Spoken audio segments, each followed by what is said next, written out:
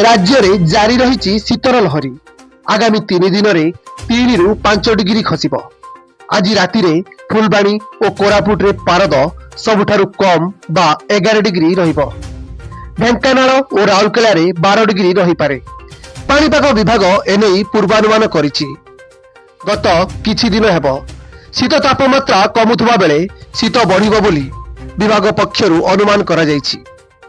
पाणीपाग विभाग एभली पूर्वानुमान करिछि जे 1 तारिख रे कोरापुट और फुलबाणी रे राति तापमात्रा 10 डिग्री रहिबो।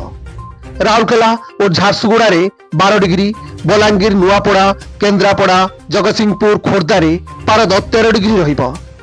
रविवार किछि स्थान रे राति तापमात्रा खसिछि। मंगलवार ठारू उपकूल ओडिशा रे शीत बढ़िबो। 7 और 8 तारिख बेलकु बंगोपसागर रे एक घूर्णिबलय सृष्टि हेबार संभावना रहिछि बोली कहिसंती सोआ जलवायु और परिवेश केन्द्रर निर्देशक डॉक्टर शरद कुमार साहू। बंगोपसागर रे सृष्टि होइतबा घूर्णिबलयर प्रभाव ओडिशा उपरे विशेष भावे रहिबो नहीं। जनवरी 3 रे मध्य एक लघुचाप सृष्टि होई पारे।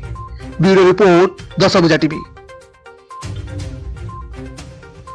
एमिति नुआ नुआ न्यूज अपडेट पई आम चैनल को सब्सक्राइब करंतु। हां लाइक शेयर करिया पई जमा भूली बेरी। नमस्कार।